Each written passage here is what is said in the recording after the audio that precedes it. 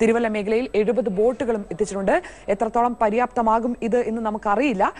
പര്യാപ്തമാകുമോ എന്ന് നമ്മൾ സംശയിക്കുന്ന പോലുമില്ല. കാരണം ഒരു മിനിറ്റ് നേരത്തെ ആരെങ്കിലും രക്ഷാപ്രവർത്തനത്തിന് എത്തുക എന്നുള്ള അവസ്ഥയിൽ അവിടെ അത്രയധികം ആളുകൾ കുടുങ്ങിക്കിടക്കുന്നുണ്ട് എന്ന് നമുക്കറിയാം. അടിയന്തര വൈദ്യസഹായം അവർക്ക് ആവശ്യമുണ്ട്. അടിയന്തരമായി ഭക്ഷണം ആവശ്യമുണ്ട്. ജനപ്രതിനിധി പോലും വൈകാരികമായി ഇന്നലെ സാഹചര്യം ചൂണ്ടിക്കാണിക്കേണ്ട സാഹചര്യമുണ്ടായി. സജി ചെറിയാൻ ആവശ്യപ്പെട്ടത് അടിയന്തര ഇടപെടൽ ഉണ്ടായില്ലെങ്കിൽ വലിയ ദുരന്തമുണ്ടാകും എന്നാണ്. കുവൈത്തിൽ നിന്ന് ഷാജി എന്നൊരു പ്രേക്ഷകൻ കൂടി ചേരുന്നു. ഷാജി, താങ്കൾക്ക് നൽകാനുള്ള വിവരങ്ങൾ എന്താണ്? ഞങ്ങളവിടെ ഇപ്പൊ കഴിഞ്ഞ 4-5 ദിവസമായിട്ട് ആ ഏരിയയിൽ ലൈറ്റുമില്ല, കറണ്ടുമില്ല. ആൾക്കാരെല്ലാം പട്ടിണിയിലുമാണ്. ഒത്തിരി പേര് ഒരു വീടിന്റെ മണ്ടയ്ക്ക് ഒരു 10-20 പേരോട് നിൽപ്പുണ്ട്. എന്റെ ഫാദർ സുഖമില്ലാതെ കിടക്കുകയാണ് വീട്ടില്. അവിടെ ഇതുവരെയായിട്ട് രക്ഷാപ്രവർത്തനങ്ങളൊന്നുമില്ല. അവരുമായിട്ട് കോണ്ടാക്ട് ചെയ്യാനോ ഒന്നും തന്നെ ഞങ്ങളെ കൊണ്ട് പറ്റുന്നില്ല. ഷാജി, കൃത്യമായ ലൊക്കേഷൻ ഒന്ന് പറയാമോ?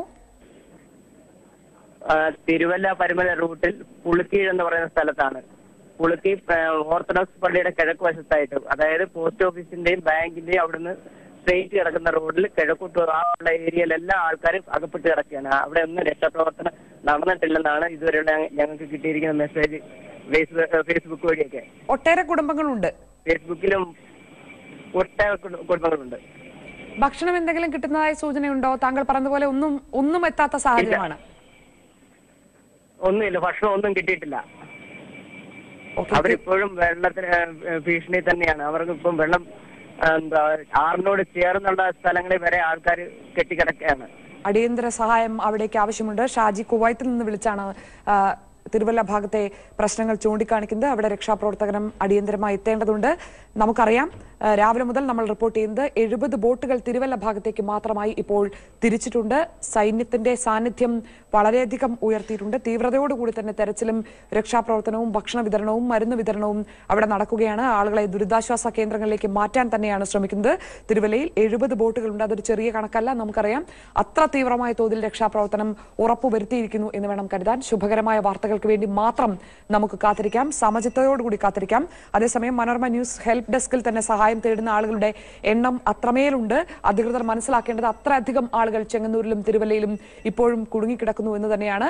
അനൂപ് നേരത്തെ ചൂണ്ടിക്കാണിച്ചതനുസരിച്ച് ആറന്മുള, ഇടയാൻമുള ഭാഗങ്ങളിലും ഇതുപോലെ രക്ഷാപ്രവർത്തനം അടിയന്തരമായി എത്തേണ്ട സാഹചര്യമുണ്ട്.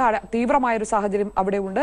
വെൺമണി കല്യാത്തറ പീലക്കാട് ക്ഷേത്രത്തിന് സമീപം ഒട്ടേറെ പേർ കുടുങ്ങിയതായി മനോരമ ന്യൂസ് ഹെൽപ്പ് ഡെസ്കിൽ ഇപ്പോൾ ഒരുപാട് പേർ വിളിച്ചറിയിച്ചിട്ടുണ്ട്.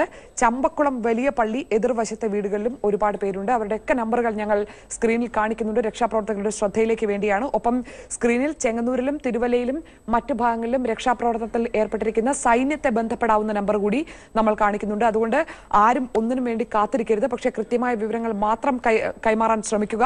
കൃത്യമായ ലൊക്കേഷനാണ് പ്രധാനം. രക്ഷാപ്രവർത്തനത്തിന് മെയിൻ റോഡിൽ നിന്ന് സ്ഥലത്തെക്കുറിച്ച് വലിയ ധാരണയില്ലാത്ത ആളുകളായിരിക്കും എന്നത് പ്രത്യേകം ഓർക്കണം. ലാൻഡ്മാർക്കുകൾ കൃത്യമായി പറയണം. ഏറ്റവും ചുരുക്കി അകപ്പെട്ട് കിടക്കുന്നവരുടെ ലൊക്കേഷൻ കൃത്യമായി സൈന്യത്തെയും മറ്റ് നമ്പറുകളിലേക്കും വിളിച്ചു പറയുക.